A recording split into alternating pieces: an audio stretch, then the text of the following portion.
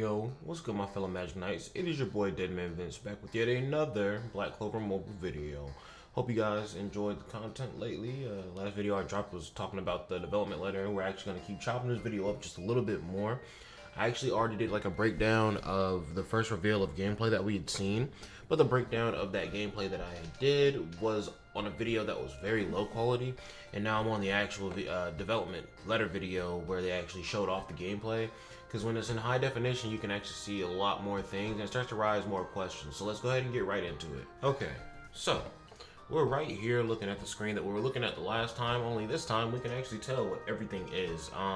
Some things to point out from last time, if you guys remember, obviously health gauge, mana down here.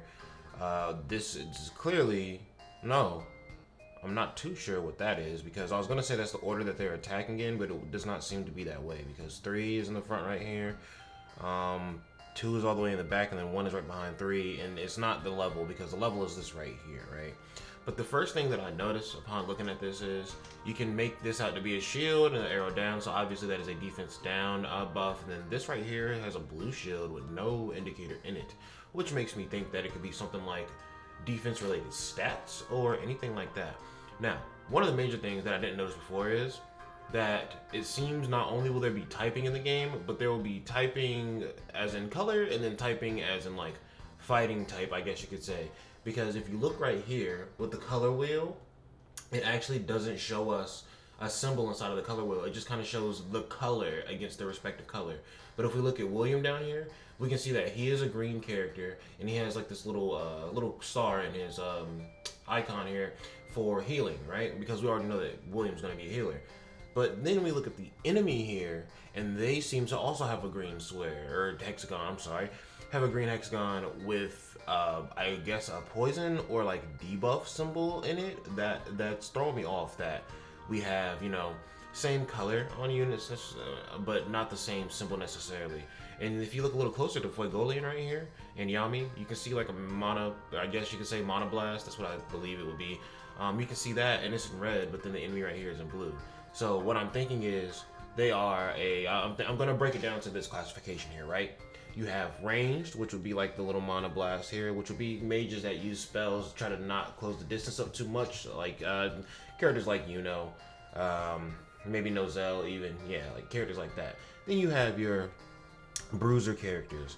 Now, I'm not too certain as to why Yami's not a bruiser. I understand he is very proficient on his magic, but Yami's magic is more so used to amplify his strength. But then again, once we get a little further in the video, we will see that Yami actually does have a lot of like spells instead of just regular slashes, or every single slash that he does incorporates dark magic into it. There is no, you know, bear slash that he does with the sword. Another thing that I noticed right here, right? This little chain symbol. So it seems to be some sort of like chain link attack. And this symbol that you see right here, because this is Fuegolian's turn, you can see it also right here on William's nameplate, or under William's nameplate, I guess I should say. And basically what that's making me believe is, I remember I had made my video on how dual units would work to talk about, you know, the power of rivals. Definitely check that out. But basically I was speculating that they were going to release units that come out in like duos, maybe even more than duo type of units. It's a little harder for them to do stuff like that with these kind of games, because if you look at Dokkan, they've released duo units, trio units, and then, you know, they literally have Team Universe 7, which is like 5 units, right? But it's a little harder to do that on this, because you have to think, can 2 characters stand in this spot that 1 character's standing in? Okay, cool. Maybe they can, but can 3 characters? Can 5 characters? So this is a very good way of incorporating team combos into it, and obviously these two would have like an affinity together. They're both Clover Kingdom Knights. Yami is also a Clover Kingdom Knight, but Yami is not one of the top guilds at the very beginning of the story. So these guys have a pretty, like, a certain image to like uphold. And then let's go ahead and go over to Yami's turn. Oh, before that, right here you can see Yami has a defense up buff. Also, guys, please do me a favor and comment down below. What do you think that these little arrows at the bottom of the skills could be? Now, I was speculating that maybe it's a debuff skill if it's red, and then it's a buff skill if it's blue, which makes sense, right?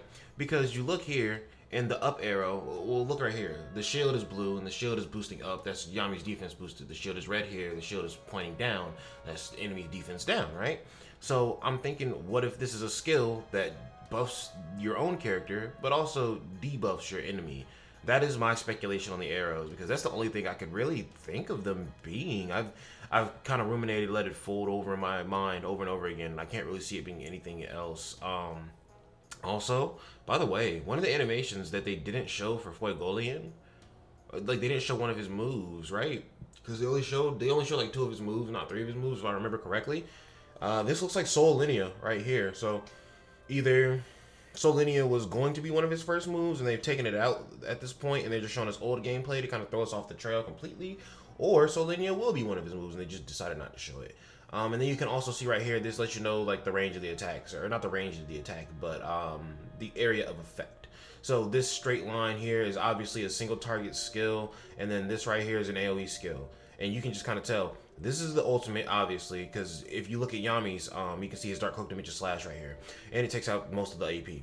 Now, this right here is the move where he runs up, jumps, punches the ground, the fire tornado comes out, the lion comes out. That's all going to be on one enemy, by the way, so that's a little ridiculous.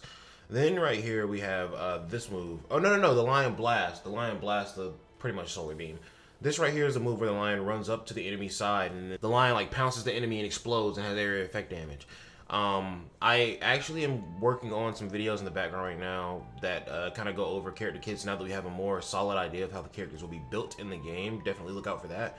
This right here, I remember in the trailer now, they didn't show off Soul Linea. They showed him doing the flame wall. But look at this flame wall here, and look how it says it's directed at a single enemy. I feel like this could possibly be a counter type of move, because in the trailer they only showed us the flame tornado, but right here we can see the Soul Linea being blasted off. If the Soul Linea was a part of the basic animation for this move, I don't think they would have just skipped that or underplayed it. Soul Linea is like a cool ass move. Everybody who likes Fuegolian knows what the Soul Linea is.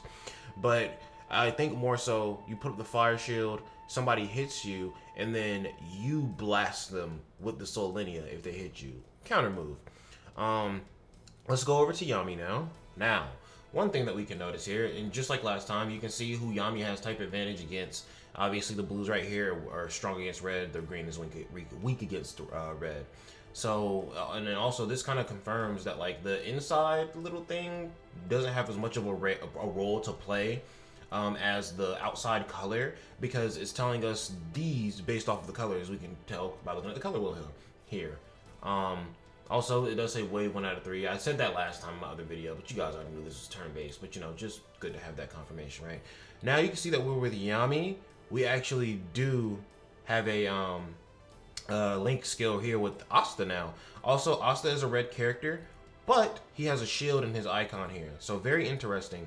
That does make a bit of sense, because Asta is not a crazy like super badass like sword fighter when he first picks up the sword. I mean, like, he can swing it around because he's strong enough, but he does have to properly train with the sword to make sure that he can use it efficiently. So it makes sense that Asta would be more so of a defensive unit at first, because that's how Asta was at the beginning of the show. He kind of got the sword and he was like, oh, this can deflect magic. And, you know, Asta was kind of like waiting for his moments in the battle to be able to jump in and not get himself killed. But also he was kind of watching out for the moments where he needed to defend his friends. And, you know, he'd be like, oh, okay, I can block this. Boom, right? So it makes sense that Asta is going to be a defensive type of unit at first. What's weird is Asta has mana. Now, this could be just like a development type of thing, because the way that I imagined it is that Asta has no mana. And like his skill system kind of works off of like just the AP points realistically. But this right here, this move is an AoE move. The Yami doesn't use this move though. Basically, they switch over to this move in the middle and then use it against one enemy. Now this move seems to be a buff move, I guess you could say. And this move right here, apparently the Dark Cloak Dimension Slash is a buff move, or so I am to believe, right? But these two are on individual enemies. This is on, so this is the basic attack, clearly, right? I just don't know why. Hear me out. This wouldn't be the basic attack, because why would you put basic attack, skill, ultimate, and then random skill up here? No. What seems more likely to me is basic attack, skill, this. So maybe you need actual points to do your basic attack and your ultimate, or maybe you need skill points or AP points for ultimate, or I'm sorry, you need skill points. Man, oh man, oh man, oh man. Deadman is butchering. Okay. You need AP points and mana to do your ultimate. You probably just need AP points to do your base move.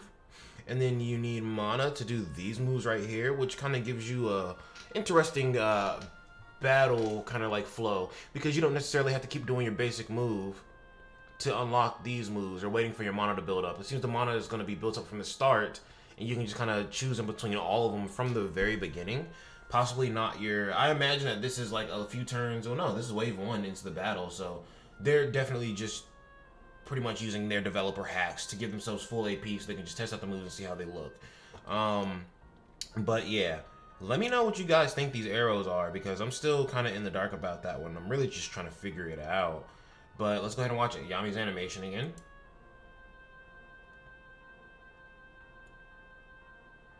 Also, I think that the, I think that the whole HUD, the whole display, like the damage numbers and how that looked, I feel like that was very clean. Also, Yami did big damage. This video was also nice when it came out, because I've been working on these videos with my character concepts for a little bit, and I literally had to throw in like dummy stats.